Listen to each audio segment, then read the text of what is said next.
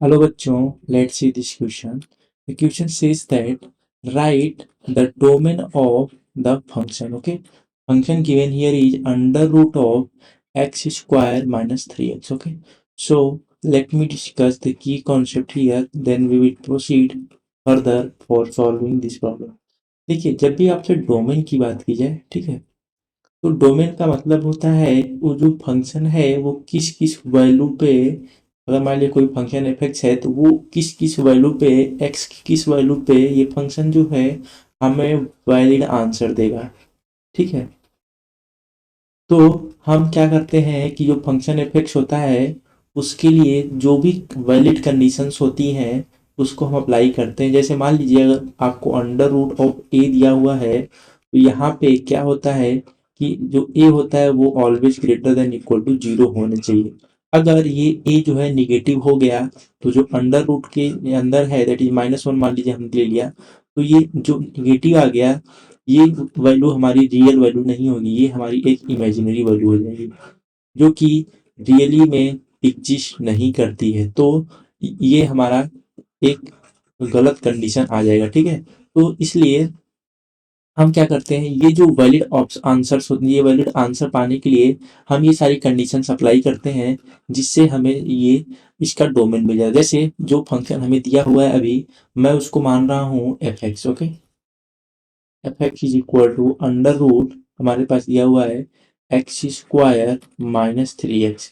देखिए क्या मैंने बताया अभी, अंडर रूट के अंदर जो भी होता है वो greater than equal to zero होना चाहिए, तो हमने ये कर दिया। अब मैं x यहाँ से कॉमन लूंगा तो हमारे पास मिलेगा x minus 3 and that is being greater than equal to zero. तो यहाँ से देखिए x की दो वैल्यू पॉसिबल है, क्या क्या, या तो x जीरो हो जाए या तो x 3 हो जाए। ठीक है, तो अगर हम इसको नंबर लाइन पे प्लॉट करें इस वैल्यू को दैट इज जीरो और वन को, तो हमें क्या रेंज मिलेगी, हम रेंज की बात करते हैं। ठीक है, देखिए मैंने एक यहाँ जीरो लिया और यहाँ के यहाँ 3 लिया, ये प्लस माइनस प्लस। ओके, देखिए हमें क्या चाहिए, greater than equal to zero, तो ये वैल्यू हम ट्रू होगी। ठीक है, तो ये वैल्यू कैसे ट्रू होगी, हम ये देखते हैं कि ये पॉजिटिव है, हमें चाहिए था greater than equal to zero, तो हम पॉजिटिव वाला लेंगे। मीन्स जो भी हमें एक्स की वैल्यू आपको यहाँ पे चाहिए, इस कंडीशन से हमें क्या मिलता है, हमें क्या यहाँ से कंक्लूजन मिलता है कि जो एक्स की वैल्यू बिलोंग करनी चाहिए, X should belongs to, okay, minus infinite to zero union, यहाँ पे क्या आएगा 3 टू इनफाइनाइट। ओके, यहाँ पे क्लोज रहेगा क्योंकि यहाँ इक्वालिटी होल्ड की हुई है। ठीक है, इसके साथ ही अगर आप इसको वेरीफाई करना चाहते हैं कि हमारा आंसर सही है या नहीं है, तो आप वो वैल्यू रख के देखिए जो इसके अंदर नहीं है। जैसे माइनस इनफाइनाइट से जीरो है और फिर 3 से इनफाइनाइट है, आप 0 से 3 के बीच की कोई वैल्यू रख के देखिए।